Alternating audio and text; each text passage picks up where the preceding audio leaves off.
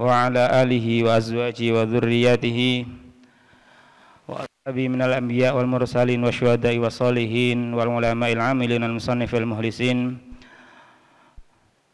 خاصة مصنف هذا الكتاب الإمام القرطبي نفعنا بعلومه وبمشايخه وتلاميذه وأساتذتنا الكرام من سلسلة القرآن.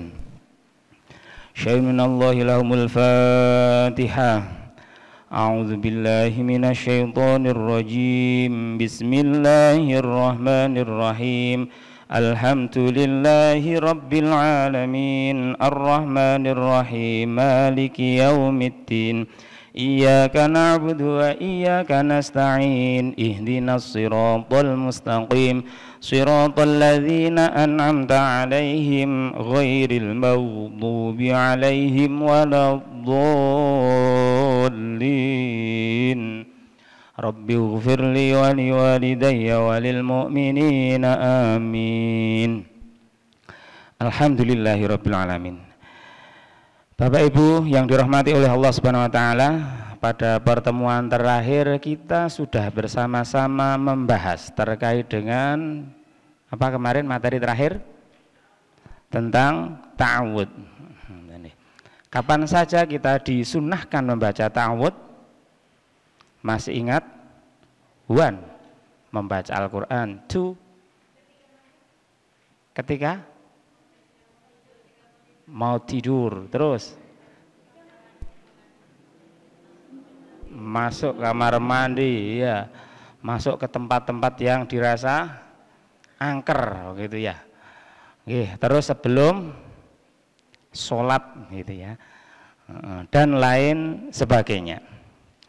Pada kesempatan sore hari ini kita akan masuk pada pembahasan surah Al-Fatihah. Ini sebelumnya mohon maaf ini tadi ya, ternyata kitab saya ketinggalan di meja karena agak terburu-buru ini tadi. Saya buka tas, ternyata tidak saya bawa. Tapi untung masih ada untuk filenya di sini. Jadi meskipun kalau yang di kitab sudah saya tandai karena pembahasannya itu cukup lebar untuk pembahasan surah Al-Fatihah. Tapi insya Allah never mind, bukan masalah. Memang betul berarti al-ajallatu minasyaiton, bahwa terburu-buru itu perbuatan setan. Jadi karena agak terburu-buru jadi lupa ini tadi, tidak terbawa. Tayyib, kalau dalam susunan kitab ini bahwa setelah pembahasan ta'awud itu adalah pembahasan tentang basmalah. Namun untuk basmalah nanti kita bahas ketika sudah masuk poin pertama surah Al-Fatihah. Jadi untuk hari ini insya Allah kita akan belajar bersama tentang surah Al-Fatihah secara global terlebih dahulu. Yang akan kita pelajari ini Al-Babul Awal fi Fadilati Suratul Fatihah wa Asma'iha, tentang fadilah surah Al-Fatihah dan nama-namanya. Kita ketahui bersama bahwa Al-Fatihah itu adalah salah satu surat yang sangat penting sekali untuk kita kuasai. Dalam sebuah hadis Rasulullah Shallallahu Alaihi Wasallam bersabda, "Ma anzalallahu fit Taurah wala fil Injil misla ummil Quran, wahiyya as-sab'ul masani, wahiyya maqsumatun baini wa baina abdi wa li abdi ma sa'ala." Rasul bersabda bahwa ma anzalallah, Allah tidak menurunkan, tidak pernah menurunkan fit Taurah, di dalam kitab Taurat, wala fil Injil, dan di kitab Injil, misla ummil Quran, seperti Ummul Quran. Ummul Quran itu ya nama lain dari Al-Fatihah. Wahiyya as-sab'ul masani, ini adalah 7 ayat yang diulang-ulang.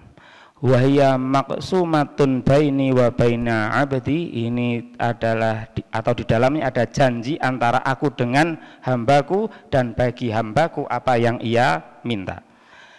Dari satu hadis ini saja bisa kita ketahui bersama bahwa di antara kemuliaan surah Al-Fatihah yang pertama adalah tidak pernah diturunkan oleh Allah dalam kitab-kitab yang lain, ya hanya di dalam Al-Quran ini, suratul Fatihah. Kemudian wahiyya as-sab'ul masani, ini adalah surat yang diulang-ulang, yang ketika diulang-ulang kita tidak merasa bosan untuk mengulangnya. Pernah bosan membaca surah Al-Fatihah? Padahal sehari semalam jenengan baca surat Al-Fatihah itu berapa kali? Minimal 17 kali minimal. Ya belum kalau ikut kajian majelis ilmu itu biasanya dibuka dengan suratul Fatihah.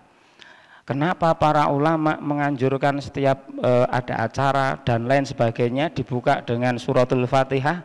Ya ternyata nanti bisa terjawab dalam tafsir suratul Fatihah ini. Kalau baca novel, pernah baca novel? Bosan enggak kalau baca novel itu? Baca novel itu bosan enggak? Misalkan satu judul, ayat-ayat cinta, ya zaman saya muda dulu bacaannya kan yang agak fenomenal itu ya. Nah itu setelah sekali baca ya sudah, habis itu selesai, tidak diulang lagi karena sudah bosan. Ya, cukup satu kali baca itu sudah cukup. Tapi untuk suratul Fatihah ini memang dinas oleh Allah Subhanahu Wa Taala, meskipun diulang-ulang tapi tidak pernah merasa bosan. Kemudian dalam hadis ini juga disampaikan bahwa di antara fadilah dari suratul Fatihah itu di dalam suratul Fatihah itu ada janji antara hambaku dengan aku Allah katanya. Kalau janji antara manusia dan manusia mungkin diingkari enggak? Kau yang berjanji, engkau yang mengingkari, itu kalau antara manusia. Tapi kalau antara Allah dengan hambanya, innallaha la yukhliful mi'ad, bahwa Allah itu tidak pernah ingkar janji. Lah janji Allah apa? Wali abdi ma sa'al, dan bagi hambaku apapun yang ia minta akan aku kabulkan dengan wasilah Al-Fatihah ini. Nanti rahasianya ada di tafsir per ayatnya. Yang jelas berarti salah satu fadilah Al-Fatihah adalah menjadi wasilah doa kita dikabulkan oleh Allah. Itu janjinya siapa? Janji Allah. Makanya setiap kiai, asatidz itu ketika sebelum berdoa atau setelah berdoa itu biasanya kan tetap ada tawasulnya pakai Al-Fatihah. Misalkan setelah berdoa walhamdulillahirabbil alamin Al-Fatihah. Nah itu sebagai apa? Tawasulnya, wasilahnya. Ini diantara fadilah suratul Fatihah. Dalam hadis lain juga disebutkan kuntu usolli fil masjid, ini dalam Sahih Bukhari ini ya, Abu Sa'id Al-Mu'alla ini pernah ketika sholat ia didekati oleh Rasulullah, kemudian oleh Rasulullah la u'allimannaka suratan hiya a'dhamu suwari fil Qur'an qabla an tahruja minal masjid.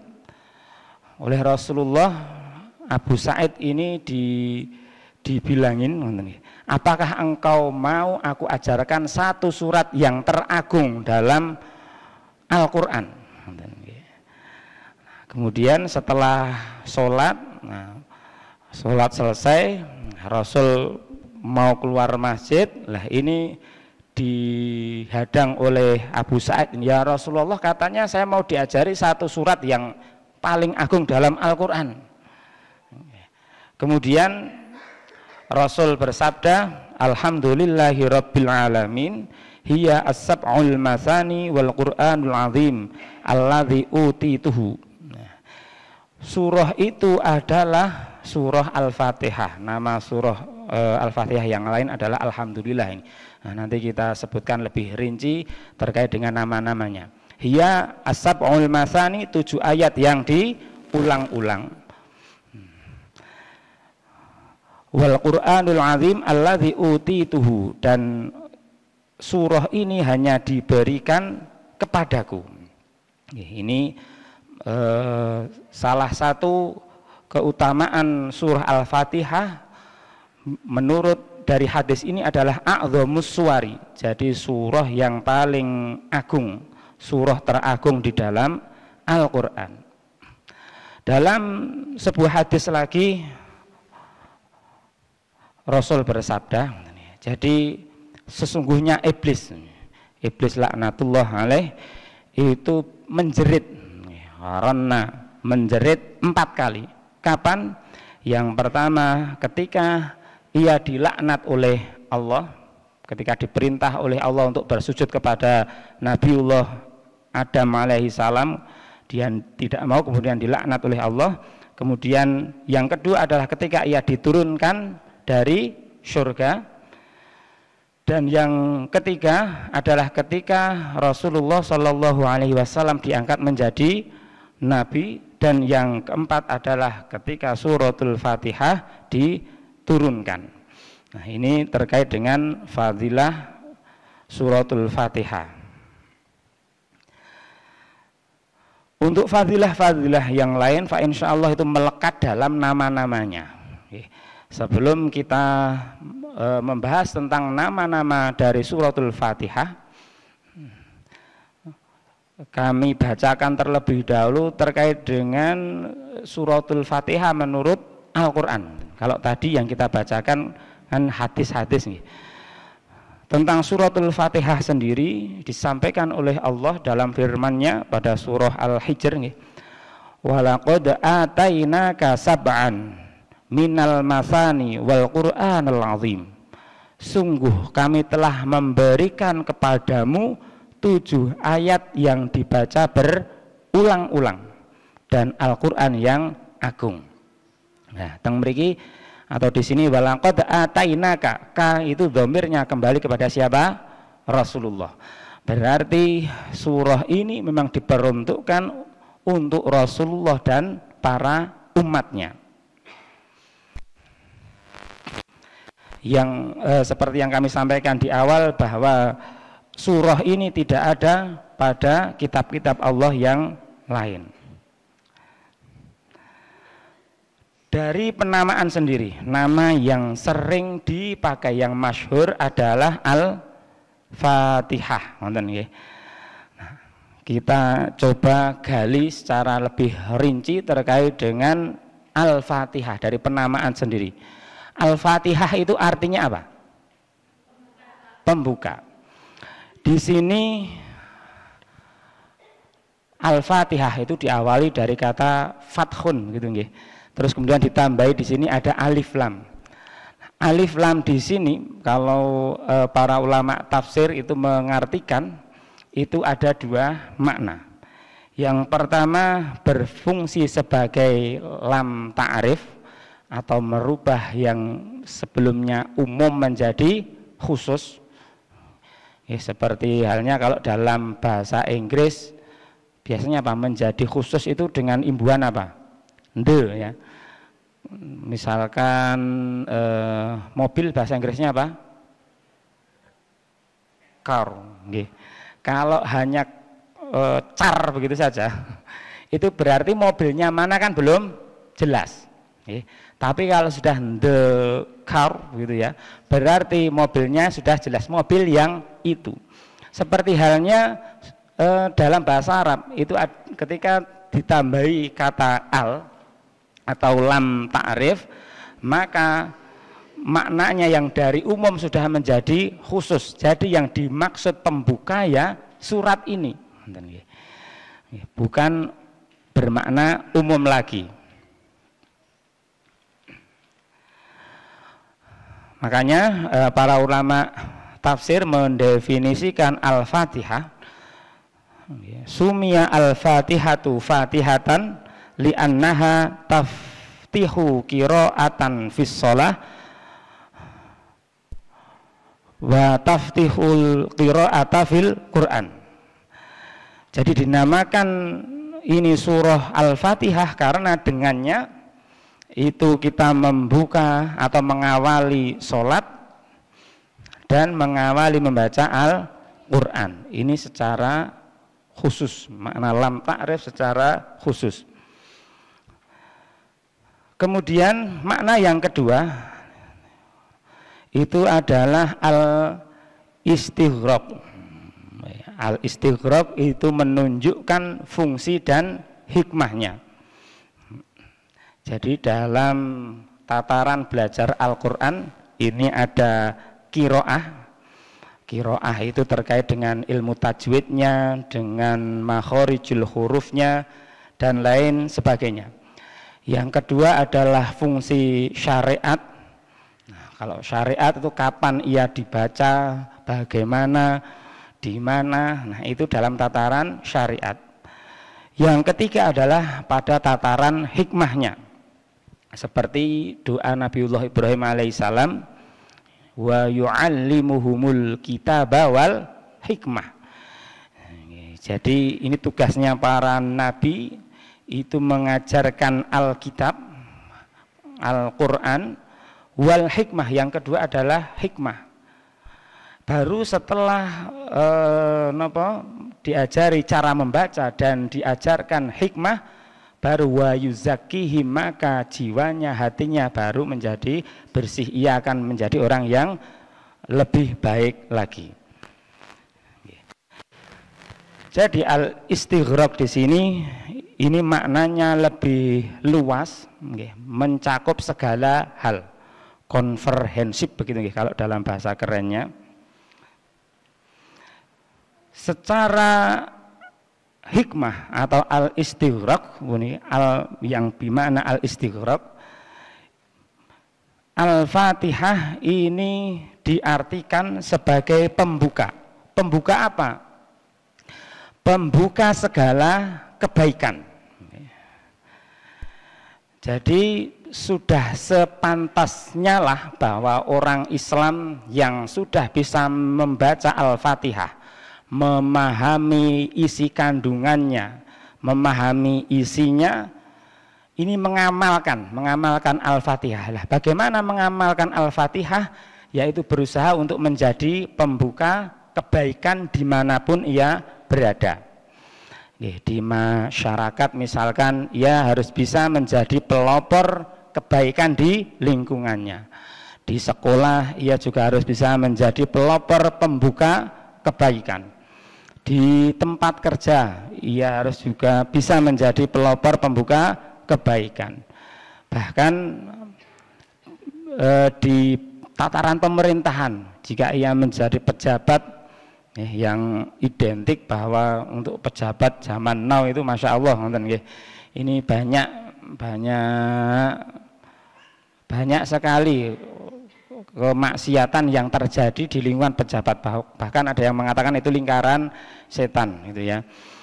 Maka ketika jenengan ini besok menjadi pejabat, nah ini harus bisa mengamalkan Al-Fatihah dengan harus bisa membuka kebaikan, mengawali kebaikan dimanapun kalian berada.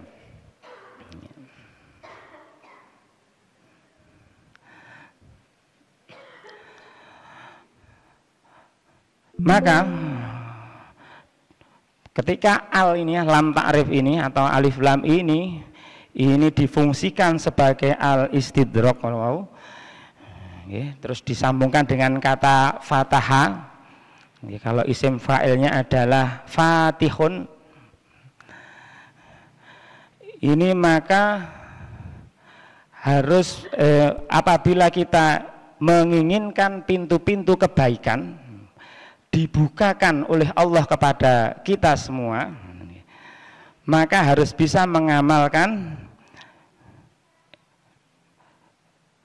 apa yang sudah terkandung dalam surah Al-Fatihah ini. Misalkan di dalam Al-Fatihah itu kan nanti kita pelajari bersama bahwa Al-Fatihah nama lainnya adalah Asy-Syifa. Nah, jika kita ingin dibukakan pintu kesehatan, kita amalkan bagaimana implementasi surah Al-Fatihah untuk kesehatan. Dalam ibadah juga sama, dalam bermunajah kepada Allah seperti apa, nah itu bisa kita pahami bersama, bisa kita amalkan bersama dengan memahami suratul Fatihah ini.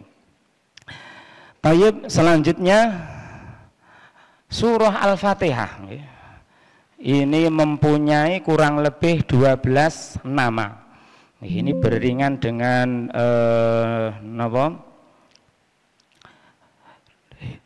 dengan fadilahnya. Yang fadilah itu melekat dengan nama-nama itu. Nama yang pertama dari suratul Fatihah, bahwa suratul Fatihah ini disebut juga as-shalah. Kenapa disebut dengan as-shalah? Karena Al-Fatihah merupakan salah satu rukun sholat. La sholata liman la fatihata lahu. Tidaklah dinamai orang yang sholat jika ia tidak membaca suratul Fatihah. Nah, terkait dengan ini para ulama ada ikhtilaf, perbedaan tentang kewajiban membaca suratul Fatihah. Kalau bagi imam barangkali sudah jelas wajib membaca surah Al-Fatihah. Tapi hukumnya bagi makmum seperti apa? Nah, ini ada perbedaan pendapat. Pendapat yang pertama, ada yang tetap wajib membaca Al-Fatihah. Jadi ketika dalam sholat ia tidak mendapatkan atau tidak membaca Al-Fatihah, berarti belum dihitung satu rakaat. Ada yang berpendapat bahwa ketika kita berjamaah itu tidak perlu membaca suratul Fatihah. Bahwa bacaan imam, qiraatul imam, qiraatul makmum. Bacaan imam itu ya bacaannya makmum. Jadi bacaannya makmum sudah ditanggung oleh imamnya. Nah, bagaimana kita menyikapi dua pendapat ini? Para ulama ini mengambil jalan tengah. Jalan tengah. Jadi la sholata liman la fatihata lahu, tidak dihitung sholat ketika ia tidak membaca Fatihah. Itu berlaku kapan? Berlaku kalau ia sholat munfarid. Kalau sendiri berarti wajib tetap baca Fatihah. Kemudian ketika ia menjadi imam maka wajib membaca Al-Fatihah. Terus hadis yang selanjutnya terkait dengan bahwa qiraatul imam, qiraatul makmum. Nah, ini yang berpendapat tidak membaca, tidak perlu atau tidak wajib membaca Fatihah ini kapan kita terapkan? Ketika kita menjadi makmum masbuk menjumpai imam sedang rukuk. Kalau kita datang imam sedang rukuk, maka kita tidak perlu membaca Al-Fatihah, takbir langsung rukuk. Nah, ini sudah dihitung satu rakaat. Nah, dasarnya apa? Zaman dahulu, waktu zaman Rasulullah itu pernah ketika sholat, setelah baca Al-Fatihah terus surah, terus kemudian beliau rukuk. Nah, ketika rukuk itu oleh malaikat Jibril ditahan punggung beliau sampai rukuknya lama sekali. Nah, setelah salam ia ditanya oleh para sahabat, ya Rasulullah, kenapa ini tadi kok sholatnya beda dari biasanya? Ini kok rukuknya kok lebih lama? Ternyata Rasulullah menceritakan bahwa tadi ketika saya rukuk itu ditahan oleh malaikat Jibril karena ada satu jamaah ini beliau istiqomah berusaha mendapatkan satu rakaat bersama imam. Nah, pada waktu itu ketika ia berangkat ke masjid, nah di depannya itu ada orang tua.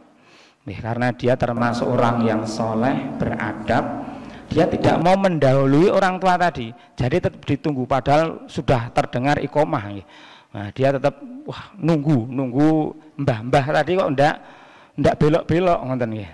Nah, setelah dekat dengan masjid, alhamdulillah orang tua tadi belok nggih.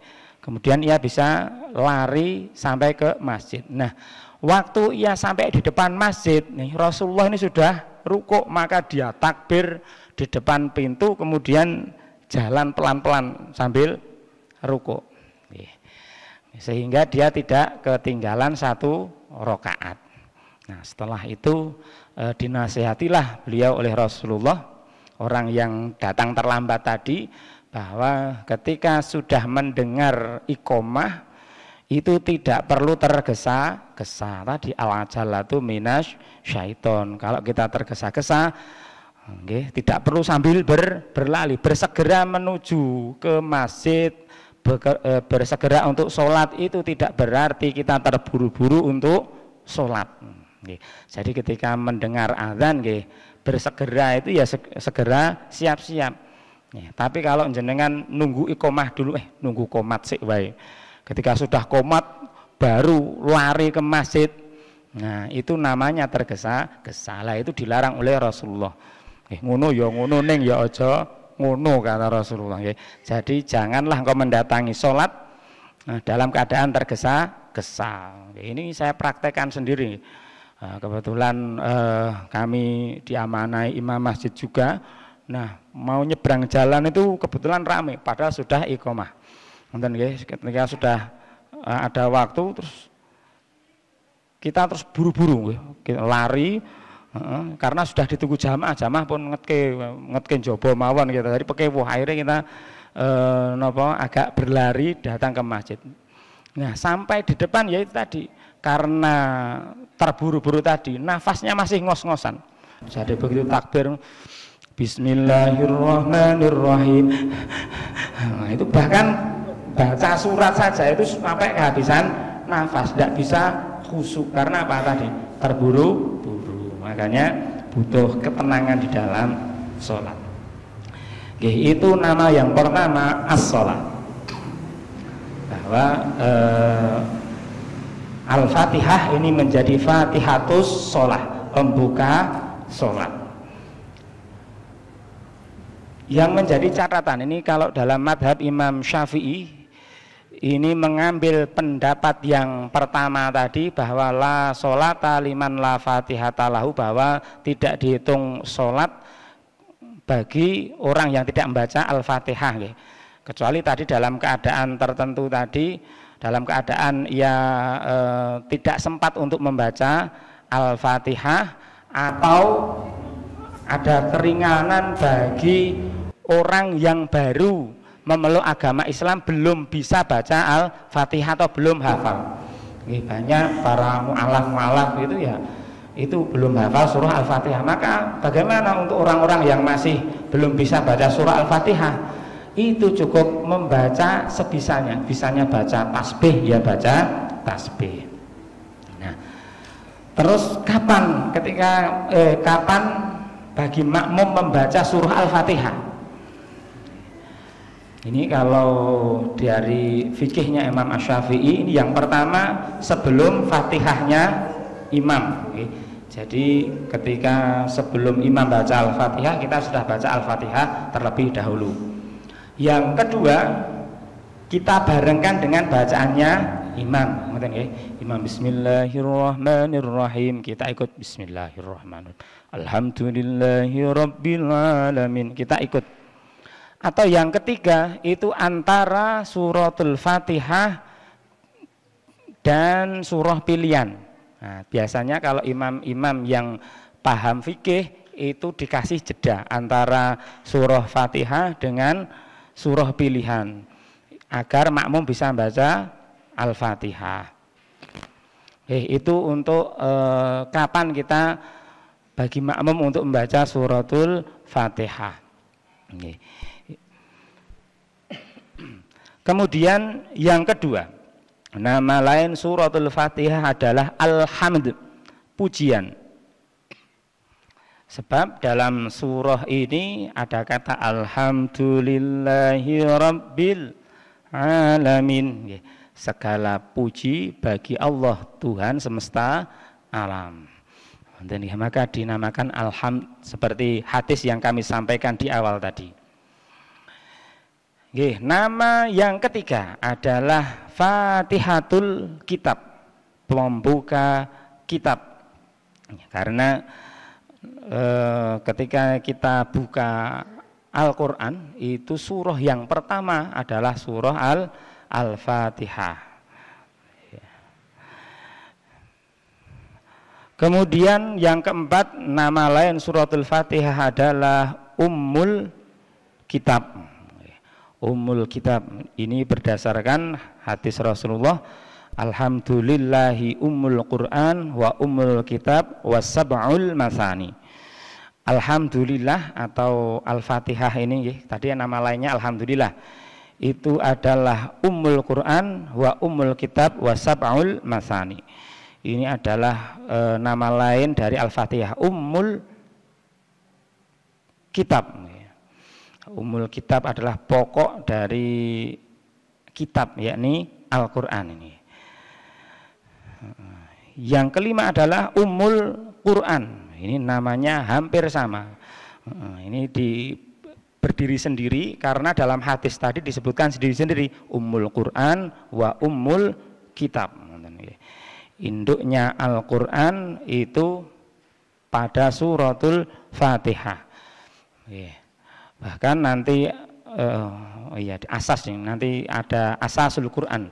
Kita sampaikan di waktu penjelasan asasul Quran.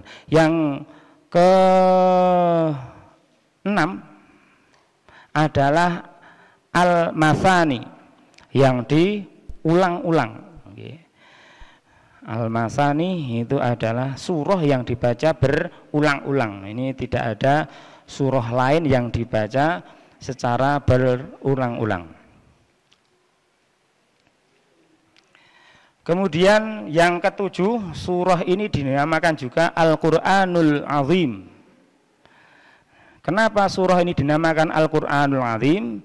Karena surah ini mencakup semua pengetahuan di dalam Al-Quran, mulai dari sana atau sanjungan kepada Allah Subhanahu wa Ta'ala, lengkap dengan sifat-sifat kesempurnaan dan kemuliaannya, mencakup di dalamnya juga perintah untuk beribadah kepada Allah dan ikhlas kepadanya, mencakup pengakuan atas ketidakmampuan untuk melakukan apapun kecuali dengan pertolongannya, mencakup permohonan bantuan yang dipanjatkan hanya kepada Allah Subhanahu wa Ta'ala, dan termasuk mencakup pemenuhan kebutuhan orang-orang yang membatalkan janji setelah ditetapkan dan lain sebagainya. Ini kenapa Al-Fatihah dinamakan juga Al-Quranul Azim. Kemudian yang ke-8, ini Al-Fatihah juga disebut Asy-Syifa. Syifa itu apa? Artinya obat. Rasulullah bersabda, Fatihatul Kitabi Syifa'un min kulli ismin.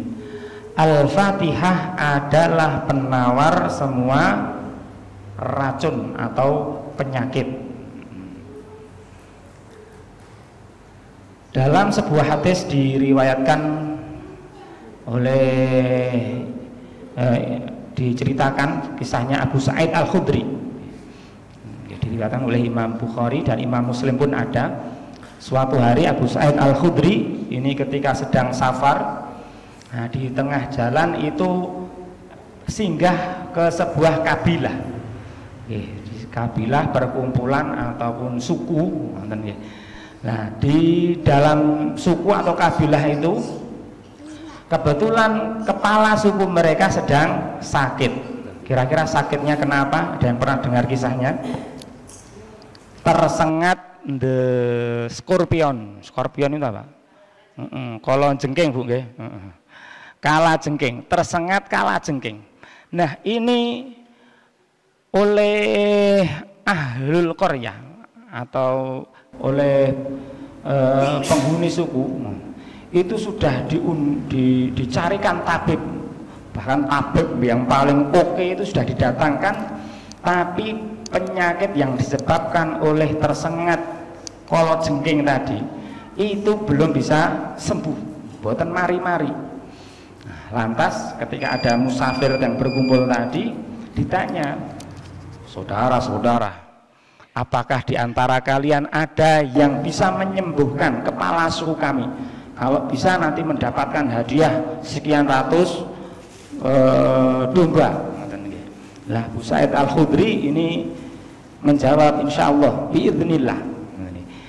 Biiznillah saya wasilah saya kami bisa menjadi perantara kesembuhan bagi kepala suku panjenengan.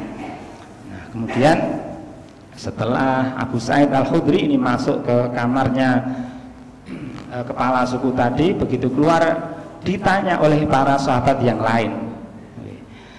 Ternyata kan setelah masuk ke dalam ruangan kepala suku, setelah diobati oleh Abu Sa'id Al-Khudri, ini tadi penyakitnya sembuh total.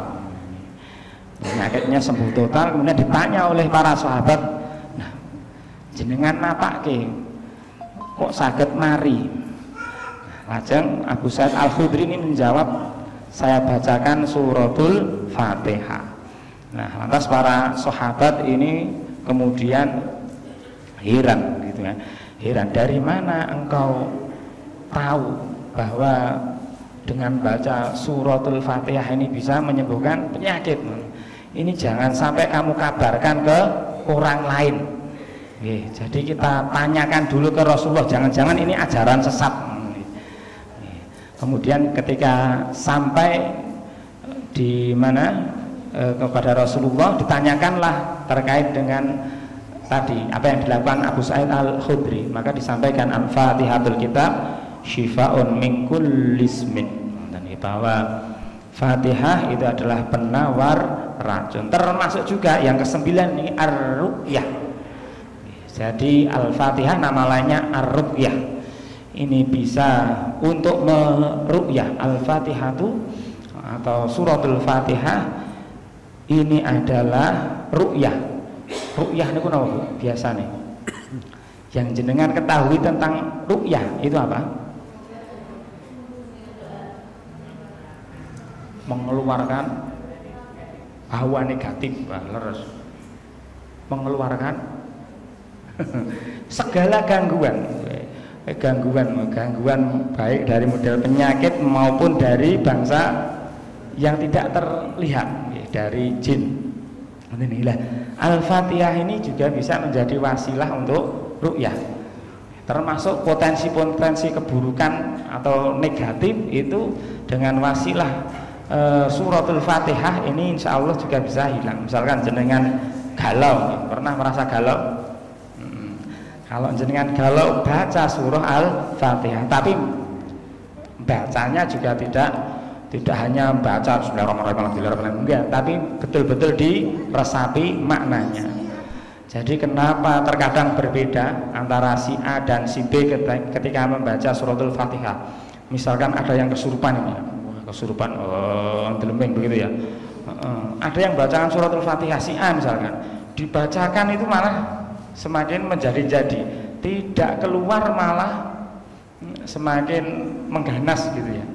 Tapi ketika dibaca si B itu ternyata langsung hilang, langsung keluar. Kira-kira yang membedakan apa itu? Iya, tergantung amalnya tadi. Amalnya tadi tergantung kualitasnya, tergantung keikhlasannya. Karena terkadang ketika kita mulai membaca, nah ini setan ini sudah bikin was-was, menggoda kita dulu. Digoda agar hati kita tidak yakin, ragu, apa ya engko iso mari, apa iya nanti bisa sembuh? Itu ya, ini menanamkan keraguan. Ketika jenengan itu sudah ragu, maka ini juga sudah tidak bisa berkhasiat lagi karena ada keraguan. Mau dibaca berapa kali pun kalau hatinya masih ragu-ragu, nah itu juga tidak ada, nanti untuk khasiatnya juga akan berbeda. Maka perlu keyakinan tadi ya, keyakinan, ketulusan, dan keimanan yang kuat, biar tadi manfaatnya bisa terasa. Ini ketika meruqyah. Sama halnya ketika saya misalkan bilang terkait dengan kesehatan, minum obatnya batuk adalah ini misalkan. Ketika saya yang ngomong sama dokter yang ngomong, kira-kira beda enggak? Beda, karena tadi personnya ya, saya bukan ahli kesehatan, kalau dokter ahli kesehatan, maka lebih manjur omongannya dokter. Ini ar-ruqyah. Kemudian al-asas, nama yang ke-10 adalah asas. Asas itu apa? Asas itu dasar.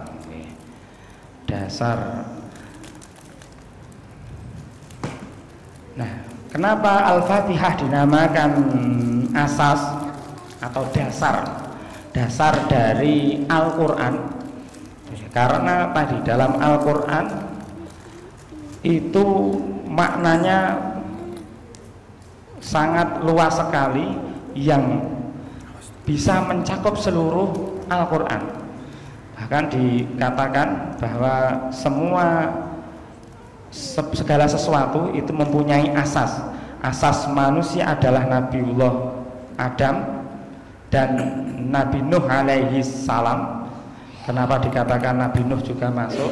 Karena setelah kejadian banjir bandang Nabi Nuh itu kan berarti keturunannya berasal dari keturunan Nabi Nuh alaihi salam. Dan asasnya Bani Israel adalah dari Nabiullah Yakub alaihi salam. Dan asasnya asasnya kitab yang kita bahas kemarin, bahwa ada Injil, Taurat, Zabur itu dan suhuf itu adalah Al-Quran. Jadi pokok-pokoknya itu masuk di dalam Al-Quran semuanya. Kemudian asas dari Al-Quran adalah Al-Fatihah, dan asas dari Al-Fatihah adalah basmalah. Asasnya Al-Fatihah nanti ada di basmalah, dan asas dari basmalah itu ada di huruf ba-nya. Nanti kita pelajari ketika kita mulai dengan tafsir per kata. Dan asas dari huruf ba itu tersembunyi dalam titiknya, titik dari huruf ba, bismillah itu asas dari Al-Quran. Dan yang ke-11, makna atau nama lain surah Al-Fatihah adalah Al-Wafiyah. Ini yang berarti lengkap atau utuh, lengkap atau utuh. Karena apa? Surah Fatihah ini tidak bisa dipisah, tidak bisa dipecah. Kalau surah yang lain itu kan bisa dipecah. Misalkan ketika baca surah Al-Buruj misalkan, ketika sholat, nanti di rakaat pertama kita baca setengah, rakaat kedua membaca setengahnya lagi, boleh tidak? Boleh. Tapi kalau Al-Fatihah itu harus dibaca keseluruhan, tidak boleh dibaca setengah-setengah. Misalkan rakaat pertama Bismillahirrahmanirrahim, Alhamdulillahirabbil alamin, Arrahmanirrahim, Maliki yaumiddin, Allahu akbar. Nanti rakaat kedua iyyaka na'budu wa iyyaka nasta'in, boleh enggak? Tidak boleh, harus lengkap dari ayat 1 sampai ayat ke-7. Ini Al-Wafiyah. Yang ke-12 ini Al-Kafiyah, yang bermakna atau berarti cukup. Kenapa Al-Fatihah disebut juga Al-Kafiyah? Karena surah Al-Fatihah itu dapat mencukupi atau menggantikan surah-surah yang lain. Oke, misalkan dalam sholat kita hanya baca suratul Fatihah tanpa membaca surah yang lain, kira-kira sah bukan? Sah. Misalkan setelah surah Al-Fatihah, ghairil maghdubi 'alaihim waladdallin, amin, bismillahirrahmanirrahim, alhamdulillah, Fatihah lagi, boleh enggak? Boleh, nonton. Tapi kalau Al-Fatihah ini diganti dengan surah yang lain, ini maka tidak boleh. Maka di sini disebutkan bahwa Al-Fatihah disebut juga Al-Kafiyah. Ini diantara 12 nama dari suratul Fatihah. Bahkan dalam sebuah hadis disebutkan Ummul Quran iwadun min ghairiha wa laisa ghairuha minha iwadun. Ummul Quran itu pengganti untuk surah yang lainnya, sedangkan surah yang lainnya bukanlah pengganti untuknya.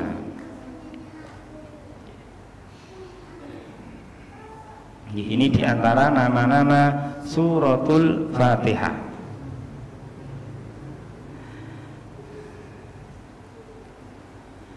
Kira-kira sampai di sini ada yang ditanyakan?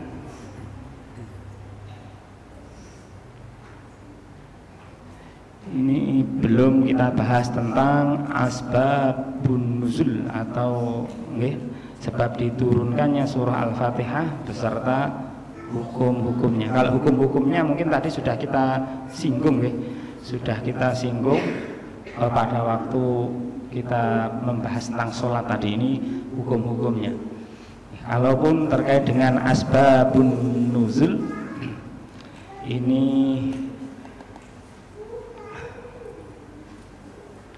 ada 2 hadis nih. Bagaimana, ada yang ditanyakan terlebih dahulu barangkali terkait dengan nama-nama suratul Fatihah dan fadilahnya?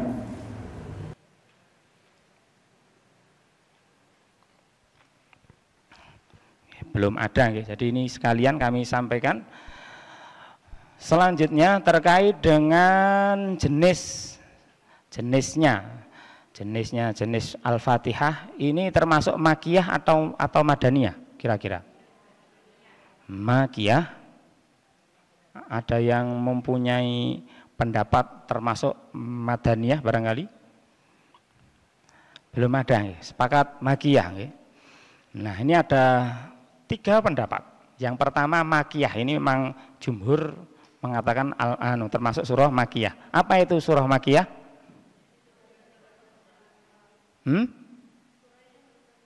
Iya, kurang tepat. Ya, surah yang diturunkan sebelum Nabi hijrah. Pendapat yang kedua ini termasuk madaniyah, termasuk yang diturunkan setelah hijrah. Pendapat yang ketiga bahwa surah ini diturunkan 2 kali. Yang pertama di Makkah, yang kedua di Madinah. Yang pertama di Mekah, yang kedua di Madinah. Nah, ini ada 2 hadis. Yang pertama ini karena hadisnya panjang, kami singkat sedikit bahwa Rasul pernah ketika awal wahyu turun, ini Rasulullah sering uzlah. Uzlah ini apa? Menyendiri, Lah ketika menyendiri mendengarkan suara, beliau takut. Mendengarkan suara tanpa rupa. Jenengan kalau sedang sendiri kemudian mendengarkan suara tanpa rupa, kira-kira takut apa takut? Takut ya. Sama Rasulullah pun awalnya takut. Kemudian pulang ke rumahnya, terus kemudian mengadu kepada Sayyidah Khadijah. Oleh Sayyidah Khadijah, beliau menyarankan Rasulullah untuk pergi ke, waktu itu ada seorang tokoh agama namanya Waraqah bin Naufal. Nah, pergilah engkau kepada Waraqah bin Naufal mengajak ayahku Abu Bakar As-Siddiq. Singkat cerita, Rasulullah kemudian sowan sama Abu Bakar ke tempatnya Waraqah bin Naufal. Nah, di situ Rasulullah menceritakan terkait dengan peristiwa yang ia alami tadi. Kemudian sama Waraqah diberi nasihat apa? Jangan takut, jangan takut, cukup jenengan dengarkan. Kemudian hari berikutnya Rasulullah uzlah lagi. Ketika sedang nyepi tadi, beliau mendapatkan tadi bisikan tadi. Wahai Muhammad, qul bismillahirrahmanirrahim, alhamdulillahirabbil alamin sampai selesai walab bolin. Nah, kemudian setelah menerima satu surat utuh itu, ia sampaikan kepada Waraqah. Apa kata Waraqah? Berbahagialah engkau, wahai Muhammad, sampai diulang-ulang. Sesungguhnya aku bersaksi bahwa sungguh engkau adalah kabar gembira yang disampaikan oleh Nabiullah Isa putra Maryam. Jadi kedatangan Nabiullah Muhammad itu ternyata ada di dalam kitab Injil. Injilnya Nabi Musa itu ada keterangan di sana bahwa kelak akan ada nabi penutup zaman, yaitu Nabiullah Muhammad. Maka setelah itu Waraqah pun beriman kepada Rasulullah Shallallahu Alaihi Wasallam. Sampai ketika Waraqah ini meninggal, Rasulullah bersabda, inni ra'aitu, sesungguhnya aku melihat di surga itu ada seorang pendeta. Pendeta karena Waraqah ini adalah pendeta Nasrani. Ada yang pendeta yang mengenakan pakaian sutra di surga sebab ia telah beriman kepadaku. Dan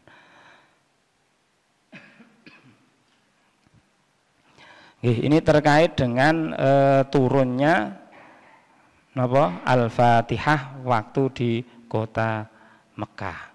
Lah kemudian yang waktu di Madinah ini ada sebuah hadis yang diriwayatkan oleh Imam Muslim bersumber dari Ibnu Abbas radhiyallahu taala anhu. Ketika itu malaikat Jibril itu sedang duduk bersama Rasulullah. Nah tiba-tiba langit itu terbuka. Langit terbuka, turunlah malaikat, terus disambut oleh malaikat Jibril. Nah proses itu tidak pernah terjadi sebelumnya. Tidak pernah terjadi sebelumnya bahwa pintu langit terbuka, kecuali pada saat itu. Kemudian malaikat tadi yang turun tadi itu menyampaikan kepada Rasulullah, berbahagialah engkau wahai Rasulullah bahwa engkau diberikan oleh Allah Subhanahu wa taala dua cahaya yang tidak ada seorang nabi pun sebelum engkau yang diberikan dua cahaya itu. Apa dua cahaya itu? Yang pertama Fatihatul Kitab dan yang kedua adalah akhir surah Al-Baqarah. Tidaklah engkau membaca salah satu dari keduanya kecuali engkau akan diberikan pahala oleh Allah Subhanahu wa taala. Nah ini diturunkan di Madinah. Maka ada ulama yang beranggapan bahwa secara lafziyah, secara lafat Al-Fatihah itu diturunkan di kota Makkah dan secara untuk pahalanya, keutamaannya itu diturunkan di Madinah. Dan nah ini pendapat dari para ulama. Enten ingkang dipun tanglataken, ada pertanyaan?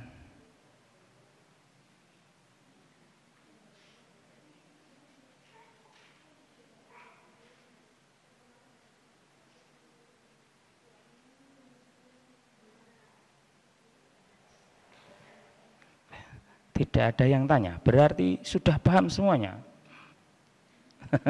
Alhamdulillah.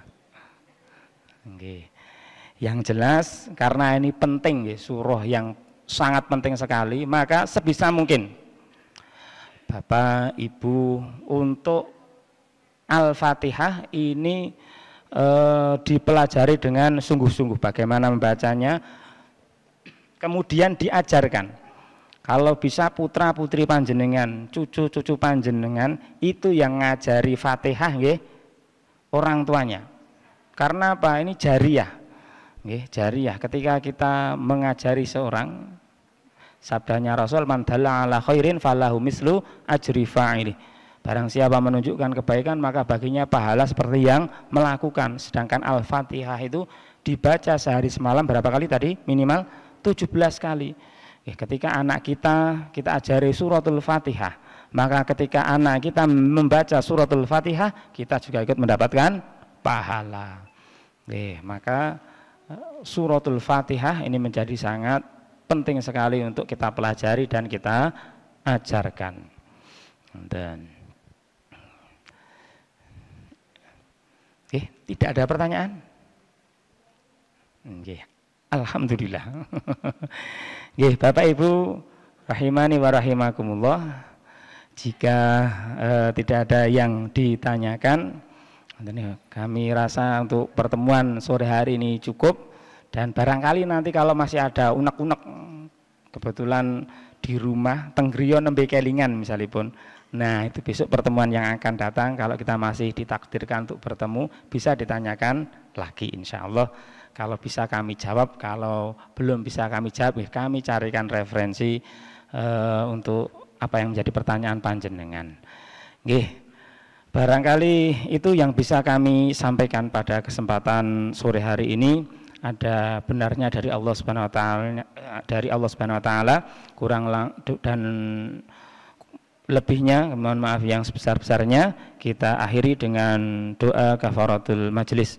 Subhanakallahumma wa bihamdika asyhadu an la ilaha illa anta astaghfiruka wa atubu ilaik. Wal afu minkum. Assalamualaikum warahmatullahi wabarakatuh.